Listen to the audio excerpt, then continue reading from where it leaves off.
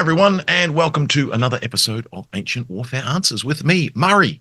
Today's question is less of a question, more of an accusation, really, which I've framed as a question to answer. More of that in a moment. Of course, you can ask us a question if you like. You can send us an email. You can make a comment on Facebook, on YouTube, on any of the platforms where you listen to this podcast or watch this podcast. You can send us a telegram. I'm not even sure how you send telegrams anymore. You can send us a postcard, PO Box 222, Belfield, Belfield, NSW 2191, Australia. That will get to me, evidence. Which I still have to answer this question from Francesco. I'm on that. Now, the question / accusation, where are the light troops? In several recent podcasts, I have talked about the stagnation of the phalanx and casualty numbers in the phalanx. And several commenters have taken umbrage at the fact that I don't mention the light troops. In my defense, it's a 10-minute segment. I can't mention everything in 10 minutes. If I could, everything, everywhere, all at once. But light troops are a fascinating issue in ancient warfare because more often than not, they are, in fact, not mentioned in warfare across the history of the ancient world, both in terms of Greek, Roman, but also other warfares. And so it's a peculiar aspect of ancient warfare that heavy infantry societies emphasize heavy infantry. Heavy cavalry or cavalry societies emphasize cavalry. And so what you find in those is that light infantry are not mentioned at all, or they are mentioned in passing in several battle accounts, and instead what the battle accounts concentrate on are indeed the heavy infantry, the phalangites, the hoplites, the legionaries. And so we are stuck as modern ancient historians saying, but we know these light troops existed. And we extrapolate that into saying light troops always existed and were always included in battlefield or battle what's the word I'm looking for? Deployments. And so we put them into battles even when the sources don't mention them.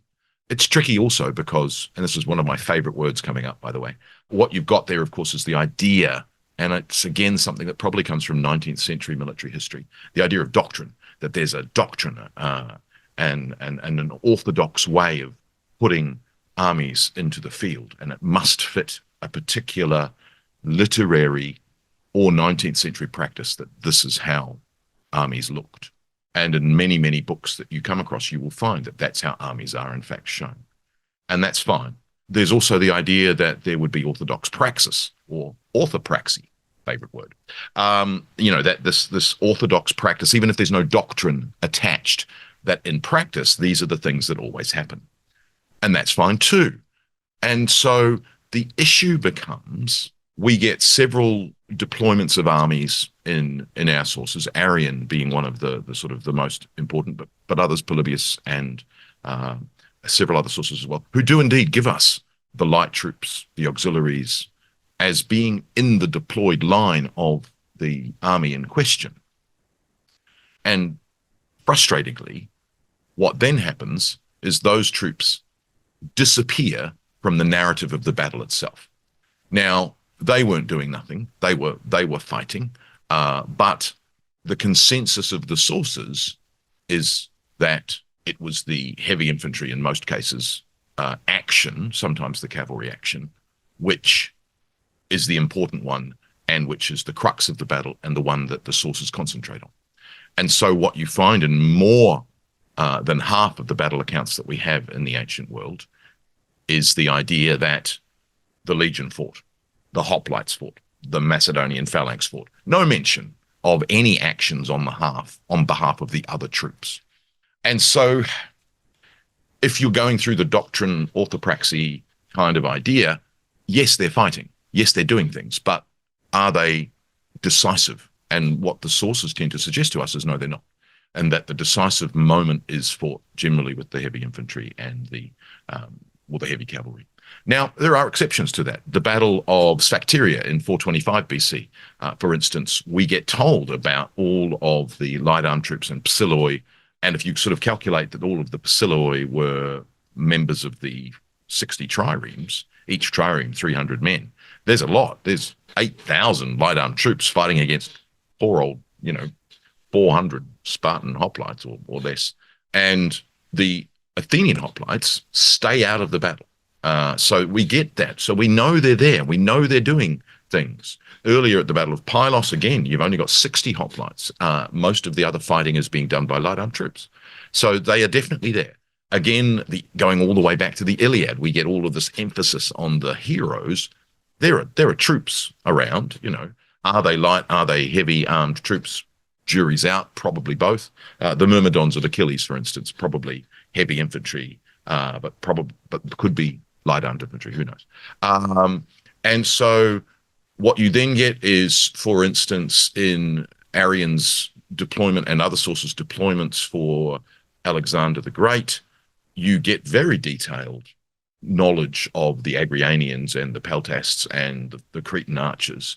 And sometimes they take on roles in battles, like the Battle of Issus, where the light armed troops comments come from. They are indeed in a screen in front of the phalanx as it deploys, and they are moved to the right. On the right, Macedonian right, there's a hill.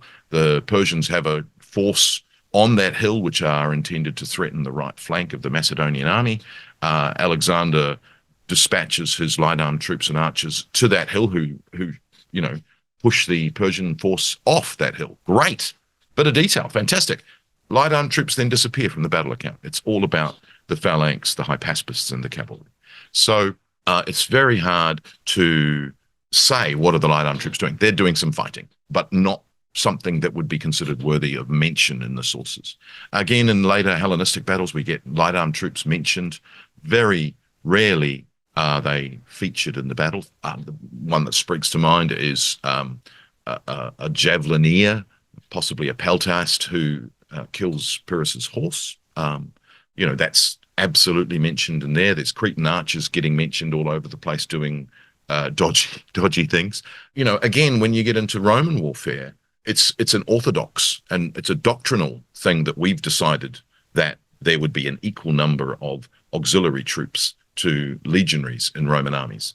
Very seldom are we actually told that in the sources. Very seldom, in fact, are we given the lists of auxiliaries in the same sort of proliferation that we're given the legions. We often get no auxiliaries mentioned at all.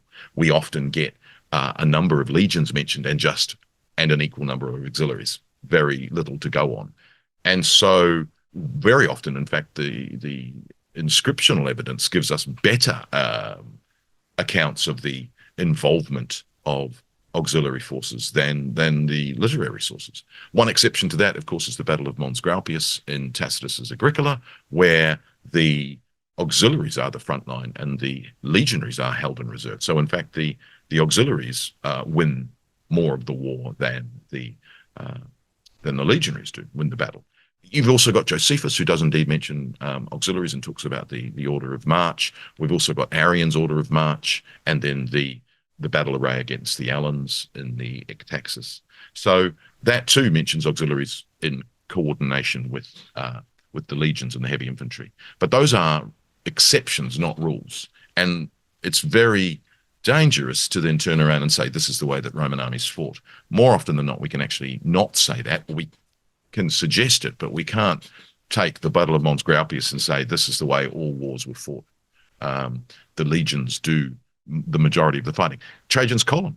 The legions don't do any fighting at all on the column. It's all auxiliaries. The legions are shown doing engineering, and there's a testudo of holding a wall. But in all of the other combat scenes on the Trajan's column, it's all auxiliaries doing the fighting against the Dacians, not legionaries. But they're there. There's 9 of them. They must, they're featured.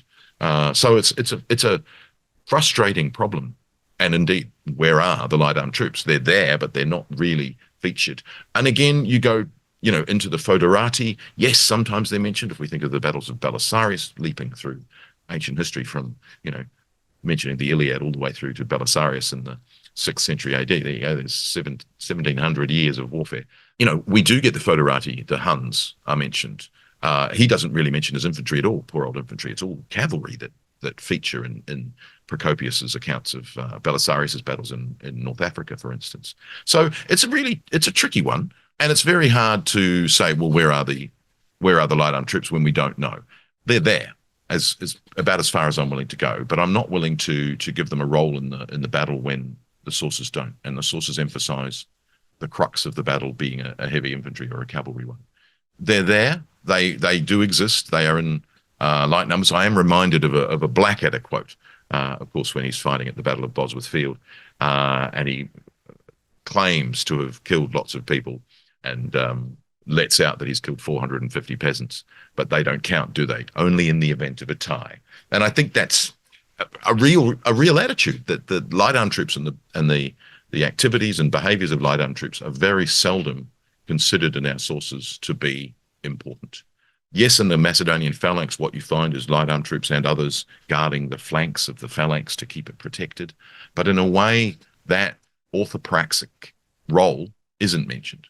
That's what they're there for. That's what they do. Assume they do it. That's pretty much it. Indeed, it is a frustrating thing about lots of our ancient battles. Where are the light arm troops? They're there, but they're not seemingly doing anything noteworthy. And occasionally when they do something noteworthy, they are in fact noted. So, that's where the light arm troops are. Frustrating and dissatisfactory, but more often than not, we have to concentrate on what we're told about the heavy infantry or the heavy cavalry. Join us again for another answer to a question on Ancient Warfare Answers with me, Murray. And of course, you can back us on Patreon as well, and back us at one of 3 different levels. Just go to Patreon/Ancient Warfare Podcast. Bye.